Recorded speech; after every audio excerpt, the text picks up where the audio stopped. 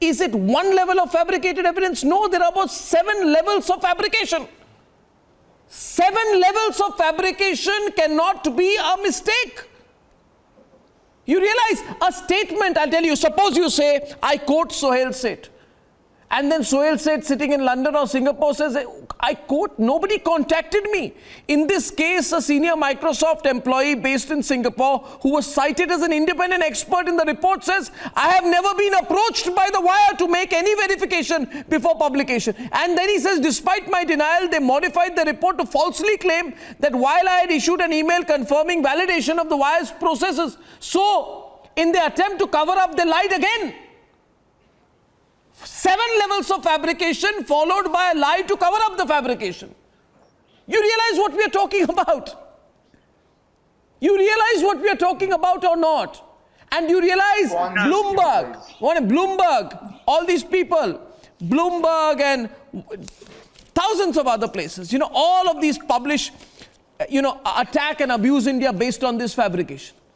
And you think, Rahul Ishwar, we're going to let go of this? Why should we let go?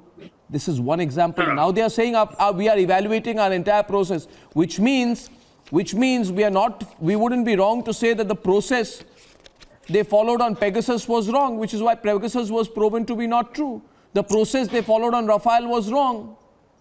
The allegations were never proven. But the process in this also was wrong. Every time they want to get away, Suhel saying, we look at the process. It doesn't work that way. Suhel. Arnab, I want to say a couple of things. You call them Editors Guild of India. Today they are Editors Guilt of India. They are guilty by virtue of their silence. Number one. Number two, Rahul Ishwar, my dear friend, says, to err is human. I'm sorry. To err is human. But then you don't adopt a holier-than-thou attitude when you say that the wire's functioning will be only a guarantor of India being a democracy. I'm sorry, who are they? Number three, what levels of investigative journalism have they stooped down to? If they are the vanguard of investigative journalism, they need to investigate 3 things. As Arnab Goswami rightly said, their ethics, their morality, and their process. Number 4, I have no issues with the wire, but I have issues with people who have funded the wire as an independent Because what is now transpired, Rahul Ishwar and my dear friend Vivek, the great interrupter, is that the wire has been funded for independence, but the wire is clearly party to an agenda. You cannot have an agenda of hating India. Okay, the wire has every right to hate India, but you cannot hate journalism, that you expose journalism to the travails and tribulations that they have exposed it to. So here's what's going to happen.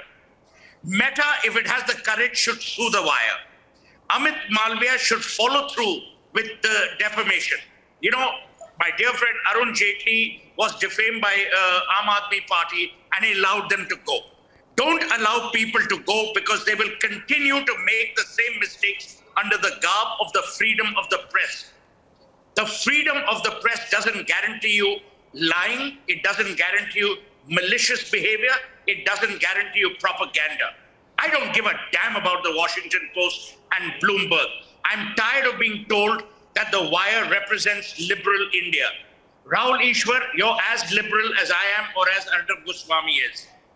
I don't need a certificate from someone who could barely investigate an issue like this. So Rahul, my dear friend, why are you even supporting them?